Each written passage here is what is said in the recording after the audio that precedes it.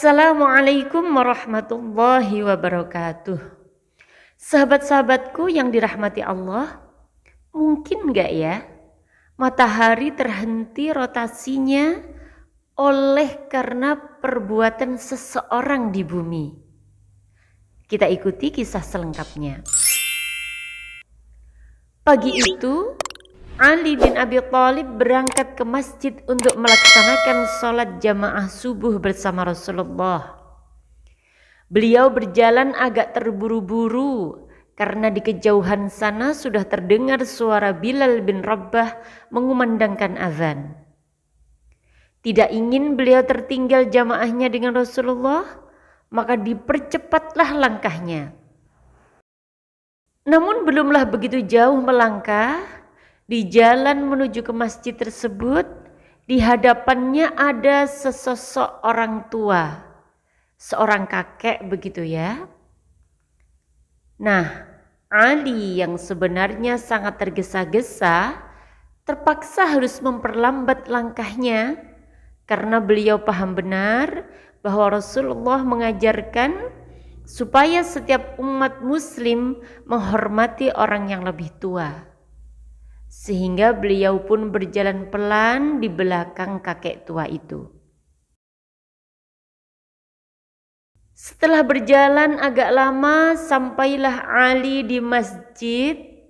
Langit sudah nampak agak terang, dan Ali mengira bahwa si kakek akan menuju ke masjid, sebagaimana dirinya akan pergi jamaah. Akan tetapi dilihatnya si kakek itu ternyata berjalan lurus melewati masjid. Saat orang tua itu menoleh, Sayyidina Ali bin Abi Thalib pun tahu bahwa orang tua itu adalah seorang Yahudi. Nah, setelah orang tua itu berlalu, maka Ali mempercepat langkahnya menuju ke masjid. Beliau menyangka bahwa sholat subuh berjamaah sudah usai. Akan tetapi Ali terkejut sekaligus bergembira ketika memasuki masjid karena ternyata Rasulullah dan para sahabat masih dalam keadaan ruku' pada rakaat kedua. Artinya Ali masih punya kesempatan untuk memperoleh sholat berjamaah. Sesudah Rasulullah mengakhiri sholatnya, para sahabat mulai banyak yang berbisik-bisik. Agak gaduh tuh suasana usai sholat jamaah kayaknya.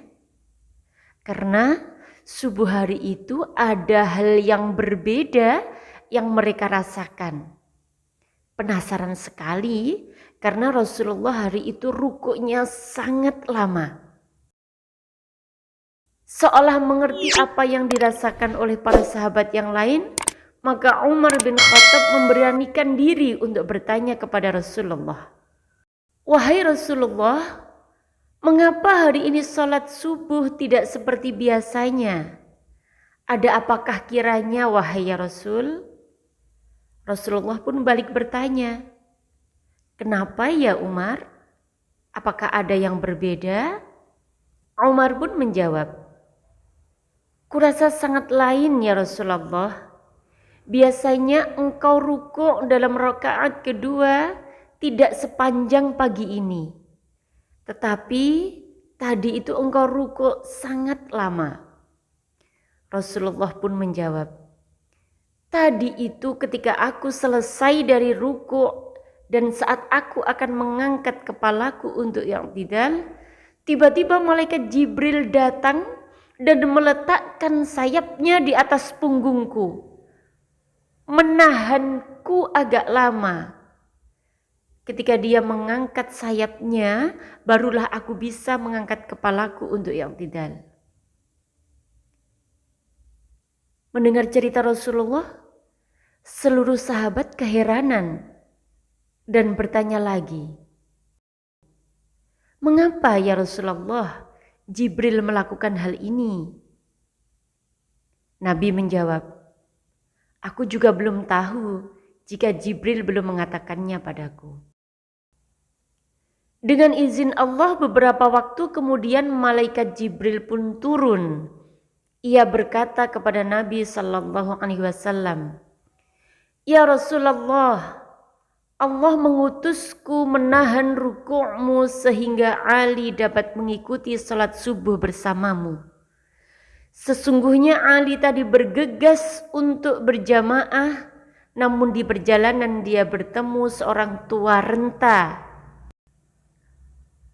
Ali belum tahu kalau itu adalah Yahudi, tetapi dia menghormatinya karena ubannya dan tidak mendahuluinya serta menjaga haknya. Kemudian Allah menyuruhku untuk menahanmu dalam keadaan ruku' sehingga Ali tidak terlambat mengikuti salat subuh berjamaah dengan engkau ya Rasul." Sahabatku rahimakumullah, dalam kisah yang lain disebutkan, saat itu Allah Subhanahu wa taala juga menyuruh malaikat Mikail untuk menahan laju edar matahari agar tidak segera terbit. Hal itu supaya Ali bin Abi Thalib tidak tertinggal salat subuh berjamaah bersama Rasulullah, lantaran memperlambat langkah kakinya ke masjid demi penghormatannya terhadap orang tua walaupun ia Yahudi. Begitulah Rasulullah menceritakan apa yang disampaikan malaikat Jibril kepada para sahabatnya. Bagaimana cara Allah membalas perbuatan Ali, di mana Allah mengutus para malaikat agar memperlama salat Rasulullah dan menahan peredaran matahari. Itulah keutamaan akhlak Ali bin Abi Thalib. Dengan akhlaknya yang mulia, bahkan seluruh alam ikut menghormatinya. Subhanallah. Semoga kita bisa meneladani Sayyidina Ali karramallahu wajhah dengan selalu salat berjamaah dan menghormati orang yang lebih tua. Terima kasih sahabatku sekalian. Sampai ketemu pada cerita berikutnya. Mudah-mudahan bermanfaat. Wassalamualaikum warahmatullahi wabarakatuh.